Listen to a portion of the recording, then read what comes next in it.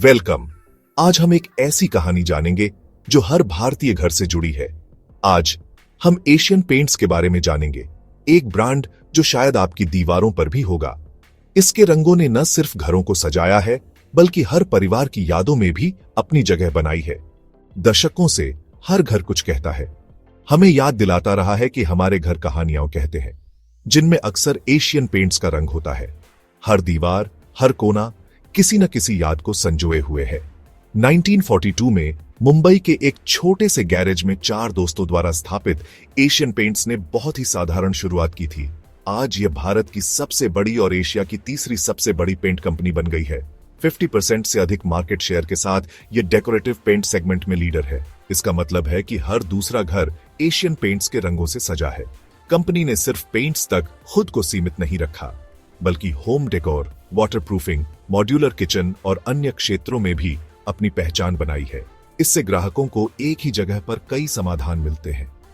Paint manufacturer से holistic home solutions provider बनने तक उनका विकास आधुनिक ग्राहकों की जरूरतों की गहरी समझ को दर्शाता है। यह बदलाव उनकी दूरदर्शिता और इनोवेशन का प्रमाण है। एशियन पेंट्स अब सिर्फ प्रोडक्ट्स ही नहीं, बल्कि एक्सपीरियंस भी देती है। पूरे लिविंग स्पेस को डिजाइन करने में मदद करती है और भारतीय घरों के साथ अपना कनेक्शन गहरा करती है। हर ग्राहक की जरूरत को समझना और उसे पूरा करना, यही उनकी असली ताकत है। यह स्ट्रैटेजिक एक्सपेंशन उनके फ्यूचर ग्रोथ के लिए बहुत इंपॉर्टेंट है। एशियन पेंट्स की कहानी हमें सिखाती है कि इनोवेशन और ग्राहकों की समझ से कोई भी ब्रांड नई ऊंचाइयों तक पहुंच सकता है। चलिए पिछले 5 सालों में एशियन पेंट्स की फाइनेंशियल परफॉर्मेंस देखते हैं। रेवेन्यू 20,000 करोड़ से बढ़कर 35,000 करोड़ से अधिक हो गया है, जिसमें स्ट्रॉन्ग प्रॉफिट मार्जिन और लगभग डेट फ्री बैलेंस शीट है। रिटर्न ऑन इक्विटी लगातार 20% से अधिक है, जिससे यह इन्वेस्टर्स के बीच पसंदीदा है। हालांकि हाल की तिमाहियों में मंदी दिख रही है। अनियमित मानसून और कंज्यूमर स्पेंडिंग में सावधानी के कारण डिमांड में कमी आई है। रेवेन्यू ग्रोथ धीमी हो गई है और लेटेस्ट फिस्कल ईयर के नंबर्स पहले से कमजोर है। यह हाई ग्रोथ से अधिक मॉडरेट फेज की ओर संभावित बदलाव का संकेत देता है। पेंट इंडस्ट्री का भाग्य रियल एस्टेट और इकोनॉमिक सेंटिमेंट से जुड़ा है, इसलिए इन साइकिल्स को समझना जरूरी है। इन्वेस्टर्स को कंपनी के शानदार लॉन्ग टर्म रिकॉर्ड और मौजूदा मंदी दोनों का ध्यान रखना चाहिए। एशियन पेंट्स फंडामेंटली मजबूत है, लेकिन क्या इसकी स्टॉक प्राइस जायज है? इसका पीआई रेशियो 50 के आसपास है, जो थोड़ी गिरावट के बाद भी महंगा है।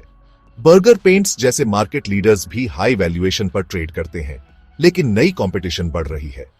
ग्रासिम इंडस्ट्रीज ने आक्रामक रूप से मार्केट में एंट्री की है, 10,000 करोड़ का इन्वेस्टमेंट किया है और बिरला ओपस ब्रांड लॉन्च किया है। यह जेएसव्यू पेंट्स और इंडिगो पेंट्स के साथ सालों बाद पहली बार एशियन पेंट्स के मार्केट शेयर को कम कर रहा है।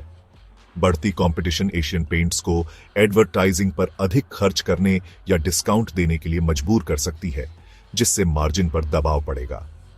कई एनालिस्ट्स के डीसीएफ मॉडल बताते हैं कि स्टॉक मौजूदा स्तरों पर ओवरवैल्यूड है।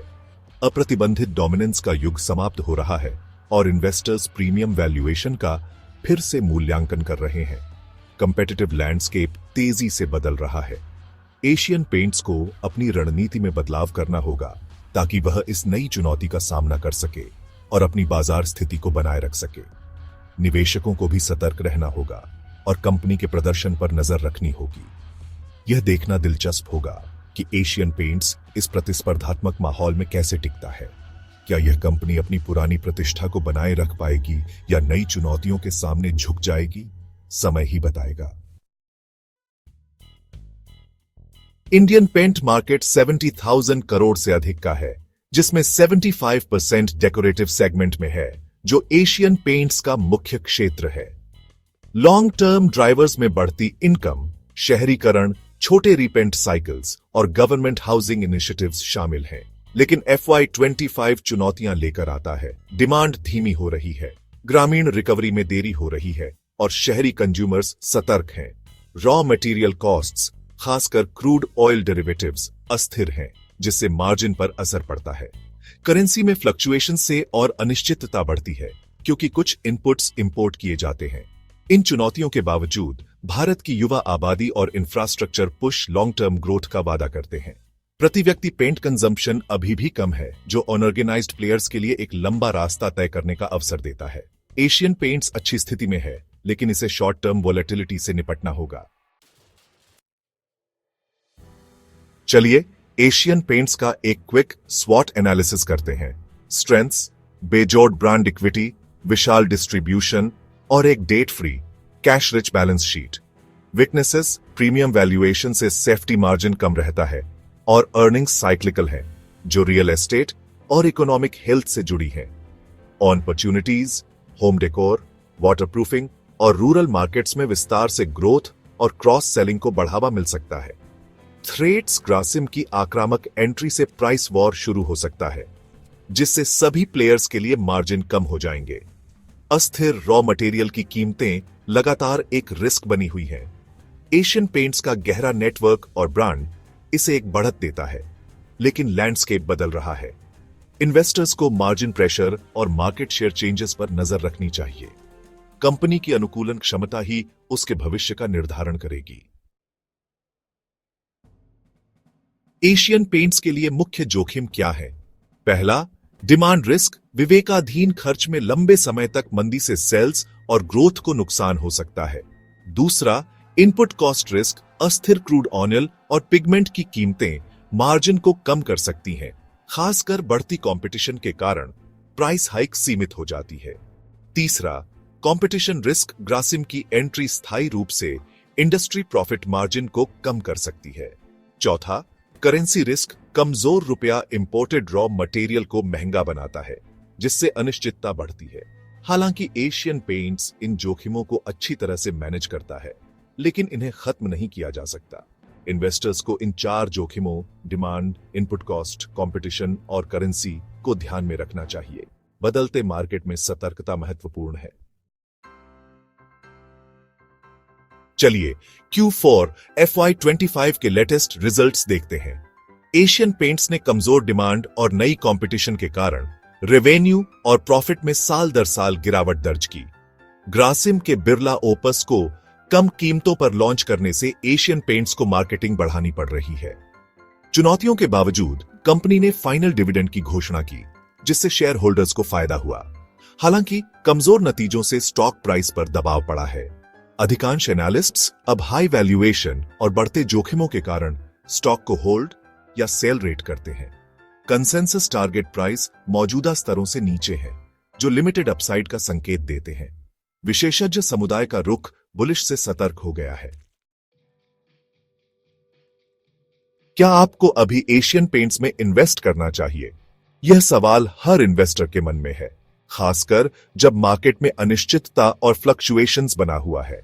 लॉन्ग टर्म इन्वेस्टर्स के लिए एशियन पेंट्स भारत की हाउसिंग स्टोरी में मजबूत फंडामेंटल्स और उज्जवल भविष्य के साथ एक क्वालिटी स्टॉक बना हुआ है। कंपनी की ब्रांड वैल्यू, डिस्ट्रीब्यूशन नेटवर्क और इनोवेशन इसे बाकी कंपनियों से अलग बनाते हैं। लेकिन मौजूदा हाई वैल्यूएशन एक चिंता का विषय है। इस समय प्राइस काफी ऊंचा है, जिससे रिटर्न्स पर दबाव आ सकता है। ऐसे में करेक्शन का इंतजार करना या SIP अप्रोच का उपयोग करना अधिक समझदारी हो सकती है, ताकि आप एवरेज प्राइसिंग का फायदा उठा सकें।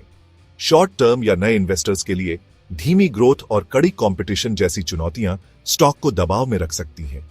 मार्केट में नए प्लेयर्स और बदलती कंज्यूमर डिमांड्स भी रिस्क फैक्टर हैं। अगले कुछ तिमाहियों में लैंडस्केप कैसे विकसित होता है, यह देखने के लिए इंतजार करना सबसे अच्छा है। कंपनी के तिमाही नतीजों और इंडस्ट्री ट्रेंड्स पर नजर रखें।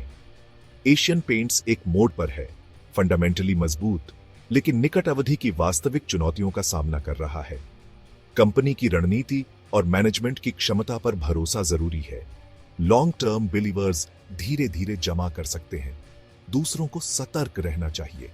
हर इन्वेस्टर को अपनी रिस्क प्रोफाइल और गोल्स के हिसाब से फैसला लेना चाहिए। याद रखें, इन्वेस्टमेंट एक मैराथन है, जल्दबाजी में फैसला न लें। अपना रिसर्च करें और एक फाइनेंशियल एडवाइजर से सलाह लें, ताकि आप सही दिशा में आगे बढ़ सकें। यह खरीदने या बेचने की सिफारिश नहीं है। सोच समझकर इन्वेस्ट करें और हैप्पी इन्वेस्टिंग।